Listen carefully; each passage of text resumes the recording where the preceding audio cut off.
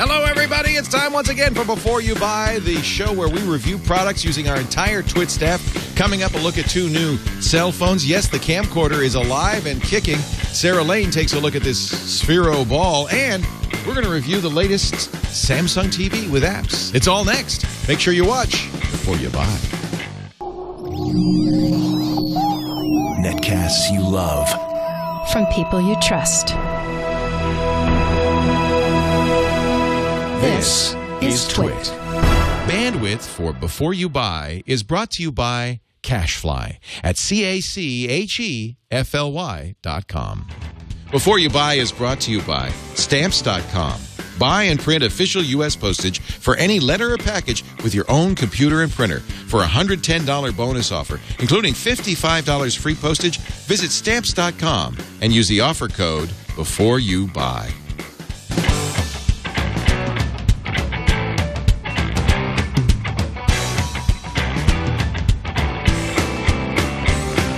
Welcome to Before You Buy, everybody. Leo Laporte here. Let me take these 3D glasses off. We'll be talking about that 3D TV in just a little bit. But we always like to review cell phones. We're so glad we have Nicole Lee here, not only as a producer, but, of course, for many years she reviewed cell phones for another network. She's here to review this, the latest 4G LTE phone from Verizon and LG. Let's take a look at the spectrum. Hey, I'm Nicole Lee from TWiT.tv, and this is my review of the LG Spectrum. Now, it's called the Spectrum because of its very nice True HD display. This is a 4.5-inch display, so it's nice and big for watching videos mostly, because this phone comes with the ESPN Score Center application. That's its big claim to fame, and it essentially lets you watch live ESPN video in HD. It also comes with Netflix, and you can watch Netflix videos in HD. So all in all, like the really sharp, beautiful, colorful, very vibrant images from this phone because of the True HD IPS display. It has a 16:9 widescreen ratio as well. Aside from the display, the phone itself has an okay design. I mean, it's pretty nice and slim. It's around 0.41 inch thick here. The overall body of the phone, however, I don't think feels very good in the hand. On the back here, for example, has a very sort of cheap, glossy, plasticky kind of display. Not really my cup of tea, personally. It's very fingerprint prone as well. And even though I do like the sharp and beautiful display, this is kind of a nitpick, but it does look as if it's sitting right underneath glass. For example, in other IPS True HD displays that we've seen, it looks painted on almost. Like with the iPhone, the IPS display, it just looks painted on.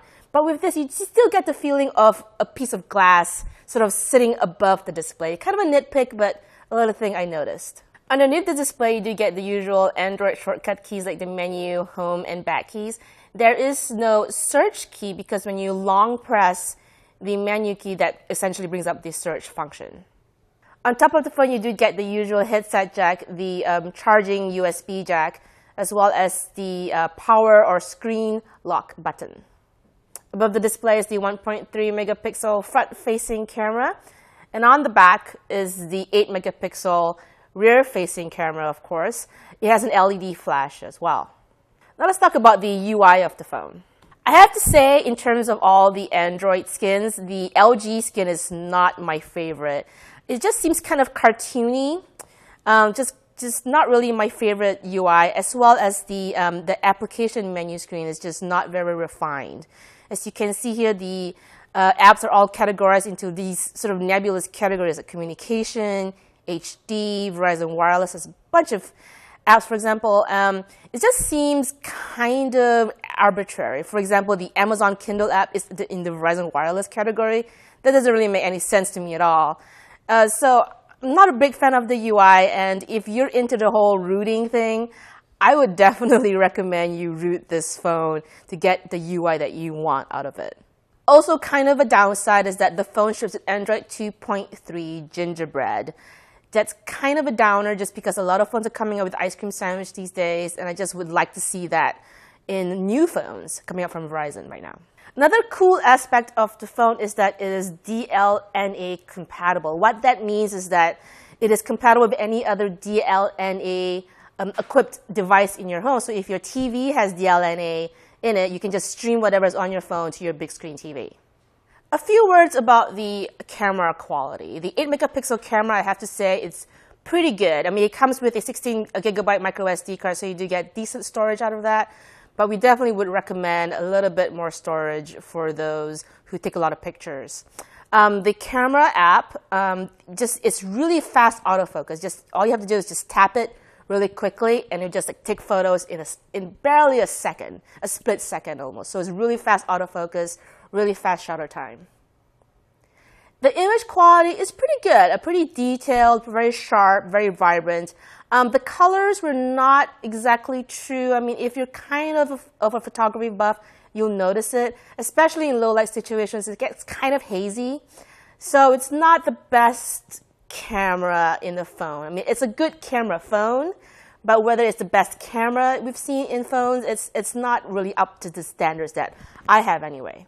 It is pretty fast in terms of menu navigation. Swiping from left to right just really seems pretty snappy to me. I mean, there were a few occasional hiccups that I wasn't too pleased about, but that's pretty normal for a lot of Android phones anyway. Another really good thing I like about this phone is that it's a 4G LTE phone. So if you live in an area with Verizon's 4G LTE service, you'll love the speed you get out of it. Just really fast internet, really fast browsing time. It just seems like a very snappy, speedy phone. However, with that 4G LTE speed comes a price. The battery life is just not good. Even in Petaluma, where we don't get 4G, we only get 3G and from Verizon around here, the battery life is just not good. It barely lasts a full day with the battery fully charged. Now let's get to the pros and cons. The pros, definitely the display. It's nice and beautiful. 4.5-inch display is just gorgeous. True HD is where it's at in smartphones these days, and the Spectrum definitely hits that mark. It's also $200 for a 4G LTE phone. It's pretty affordable considering all the other options out there. It does have 4G LTE, like I said, very snappy, 1.5 gigahertz dual-core processor. So overall, in that sense, pretty good quality.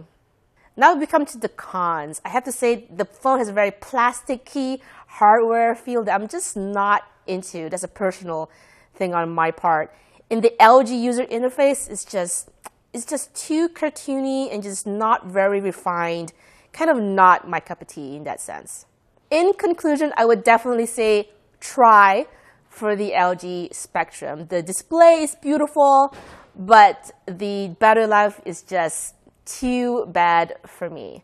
I'm Nicole Lee from TWiT.tv, and this has been the review of the LG Spectrum. Thanks, Nicole.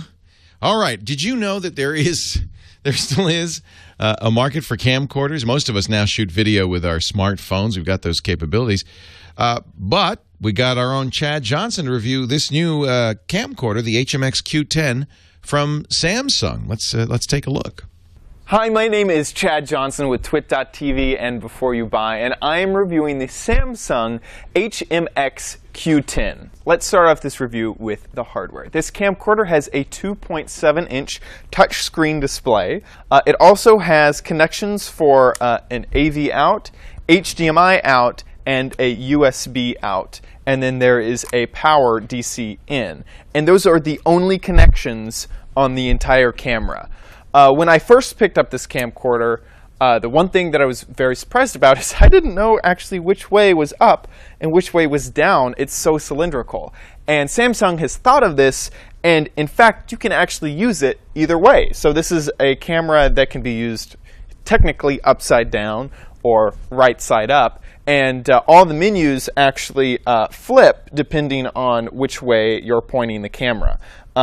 So you can actually use this camcorder as a left-handed person or a right-handed person, which is very convenient. This camcorder has a 20x digital zoom, so it'll do a 10x optical zoom and then an extra 10x as a digital zoom to help you really get in as close as you could. I turned off the digital zoom because I don't like it, and I just stayed with the 10x optical zoom for when I was shooting around. The sensor that's inside this camcorder is a 1/4.1-inch CMOS sensor, and it handles low light situations very well as bright daylight situations, as you can see here. While this camera does have an optical image stabilizer, it doesn't stabilize quite as much as I would want it to. Although it is so small that I really don't care that much, it tended to look like shaky cam whenever I was using it. This camera records in 1080 60i, which is really nice, and if you want to bump down the quality, you will get 720 60p out of this camera. The MSRP on this camcorder is $250, although the street price I was finding for around $170, give or take a few dollars. Let's get to my pros and cons. Let's start with the pros.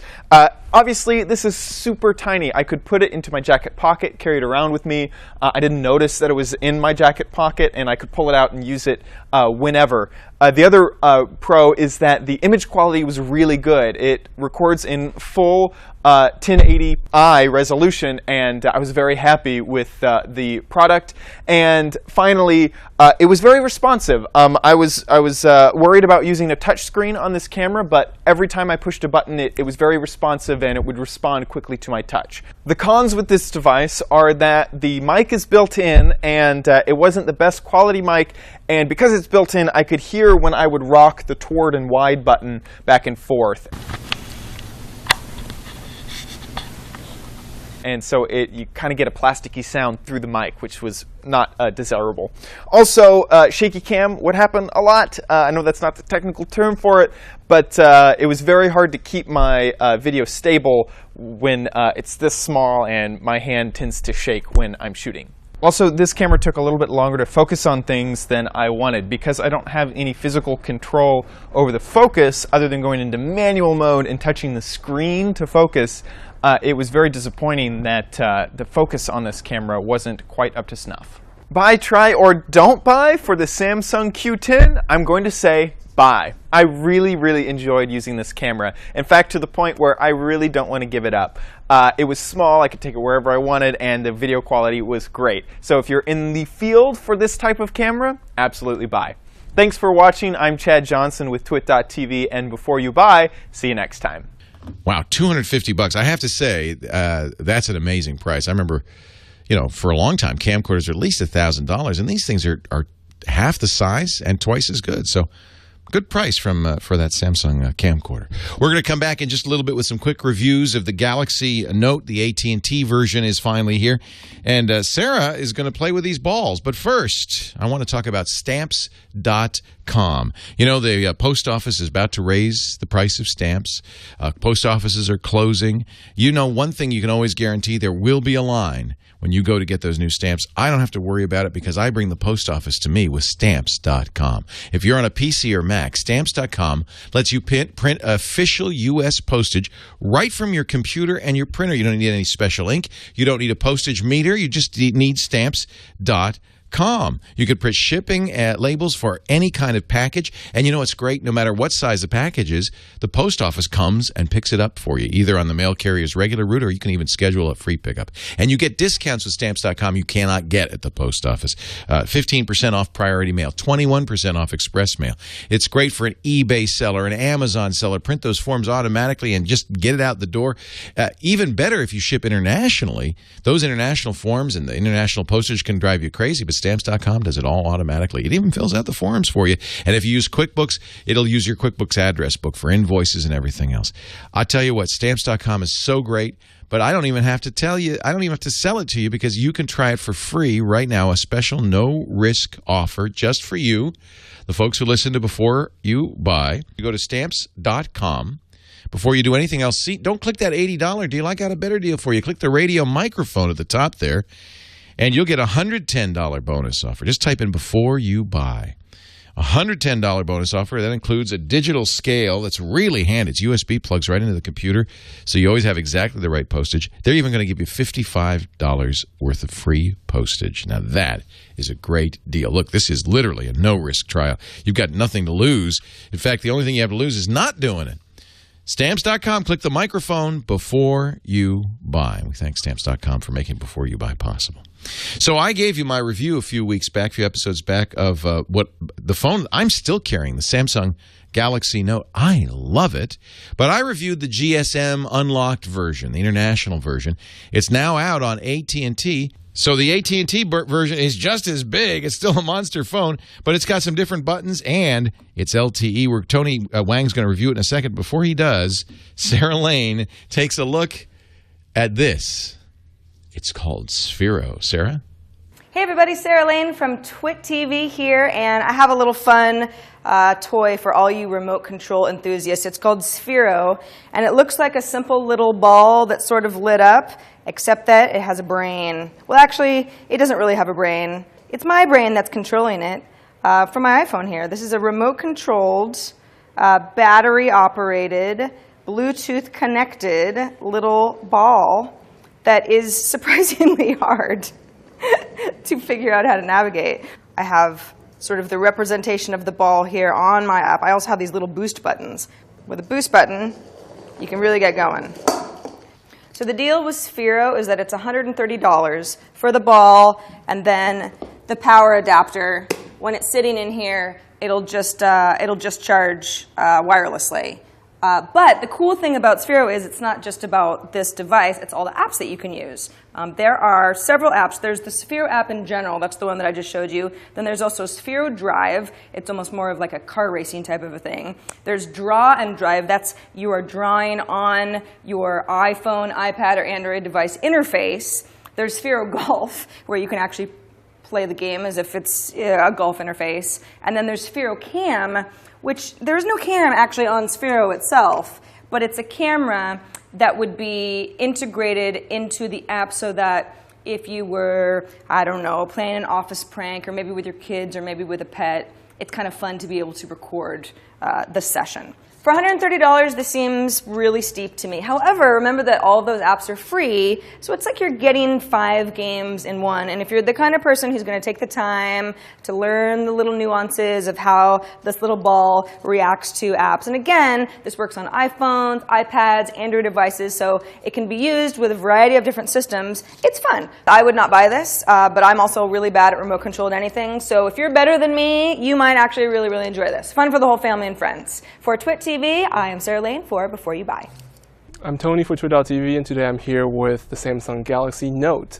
This is the AT&T version, and model number is i717, and the international version is actually N7000. And I'll just quickly go through the difference between the two. The AT&T Galaxy Note comes with 1.5 GHz Scorpion processor. It also has NFC built-in hardware, and software is not enabled yet, but I'm sure it's going to come shortly. And the only difference is that the S Pen has a different color button on the pen. Another notable difference is the button layout on the phone. You can see that the international version has a hardware button for going home, and the AT&T version has an extra button for search and no hardware button. The AT&T Galaxy Note also has LTE built in. And that's one of the reasons why it's using a different processor, because the original Exynos processor doesn't work with LTE. If you would like to see the full review of Galaxy Note, please check out episode number 6 of Before You Buy. Personally, I prefer the unlocked version better because I'm getting a lot of software updates from Samsung directly, and the AT&T version requires AT&T to approve the update before we get them. So the updates are coming, but not here yet. Another reason you would like the AT&T version is that it is subsidized at $299, so you don't have to shell out over $500 for an unlocked version. It doesn't really matter which Galaxy Note you go with. I personally think that they're both great devices, and you can't go wrong with either one of them.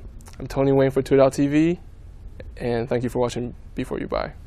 Thank you, Sarah. Thank you, Tony Wang. And, of course, for full reviews, we've got the full-length reviews of both the Galaxy Note AT&T version and the Sphero balls on our website. That's youtube.com youtube.com/twit. Make sure you watch those. In fact, this show and all of our shows are up there all the time, so it's an easy way to watch what we do at youtube.com/twit. Now it's my turn to review this big screen, 46-inch Samsung UN46D 8000. This new 8000 series is what Samsung is calling a smart 3D TV. And, the truth is, it's a great TV. I'm not going to review the TV. It's got lots of nice features, SRS Theater Sound HD.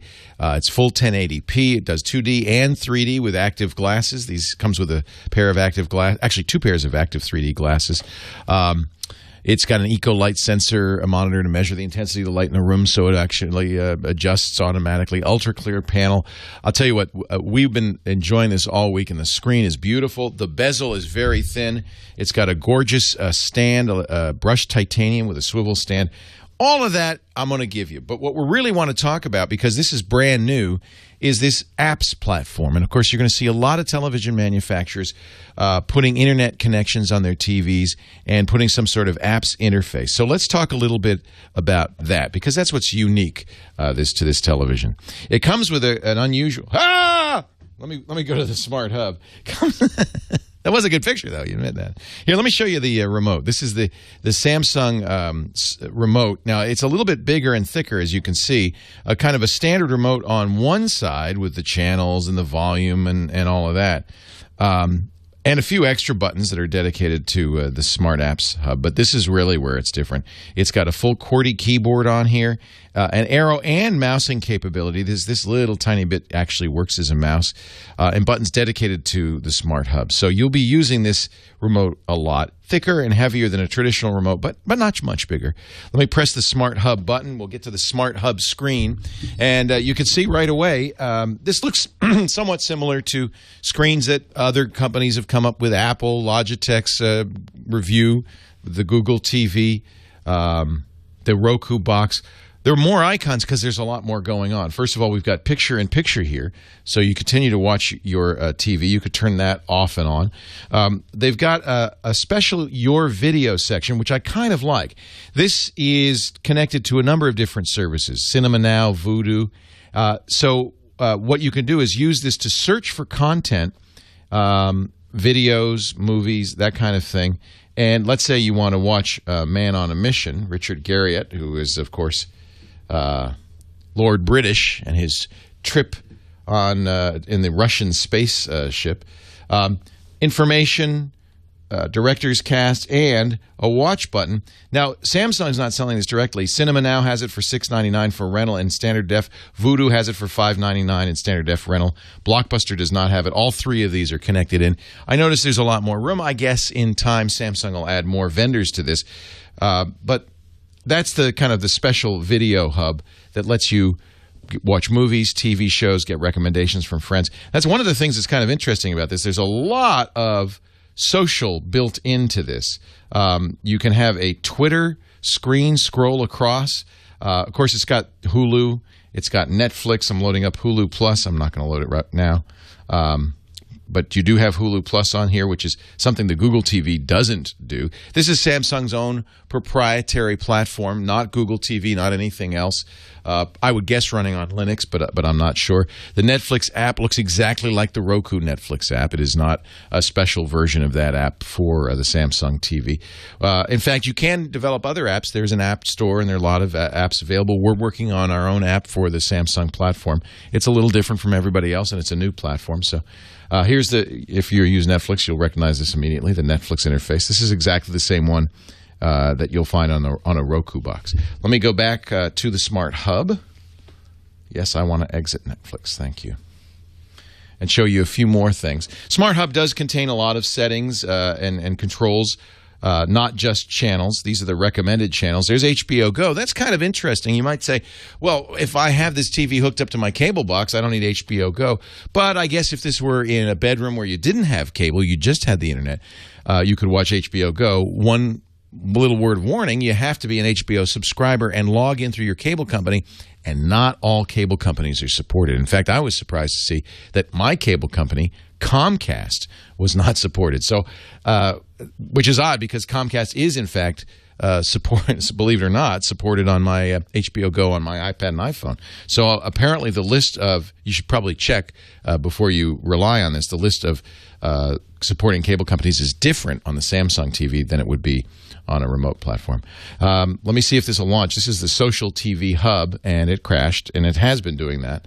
That's one of the things I don't, frankly... Oh, here we go. No, it is working. So I'm going to register the Facebook. It didn't crash. It just put me back into TV. I can register Facebook, have my Facebook and Twitter content on here. I can tweet a show I'm watching or Facebook a show I'm watching. Kind of interesting idea. One other thing that I like about this is it supports DLNA, which is the ability to get content out of a mobile device or a computer.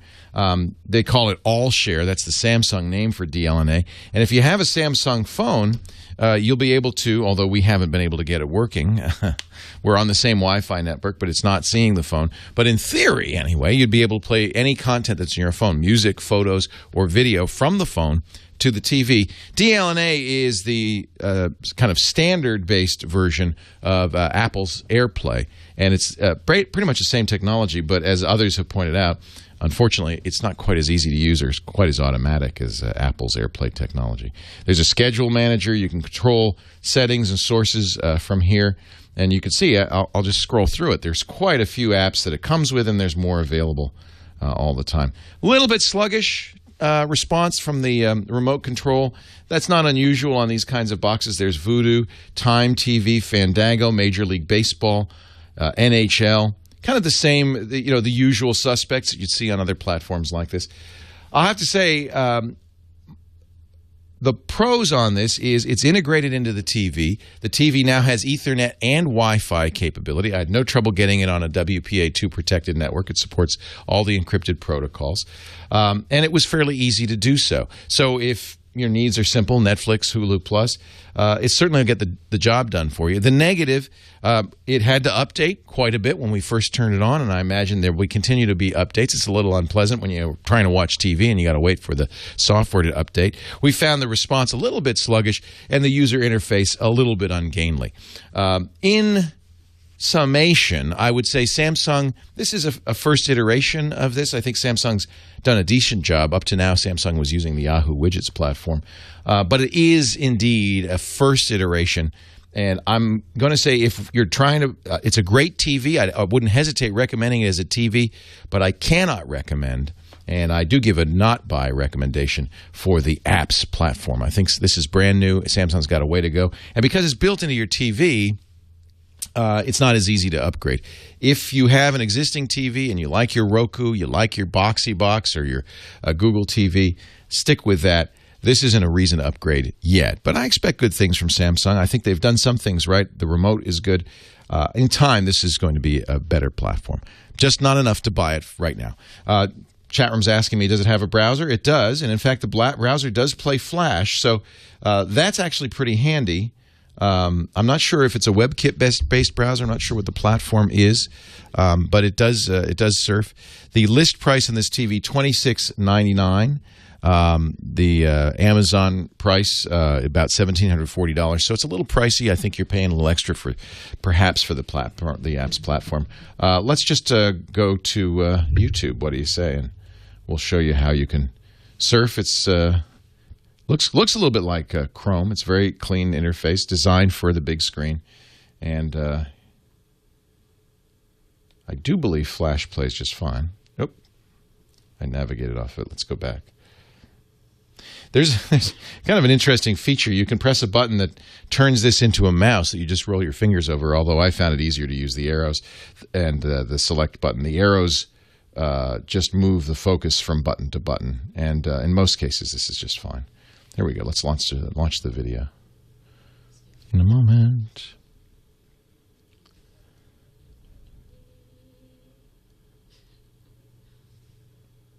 Yeah, and it looks good. HD video actually looks really good on this. So, it's comparable to a lot of the other platforms. I just don't think it's anything great, anything to write home about just yet. The Samsung, get ready for this. It's a long name. The UN 46-inch D8000 Smart 3D TV. That's my review. I say, maybe not yet. Thanks for joining us. I hope you've enjoyed our reviews of these products. I hope you enjoy Before You Buy. We'd love to hear from you. Our email is beforeyoubuy at twit.tv. You can send us an email and let us know what you'd like us to review next. On behalf of all of our reviewers, Nicole Lee, Tony Wang, Sarah Lane, and me. Anybody else? Leaving anybody out? I think that's all of it. We thank you for joining us. And remember to watch before you buy.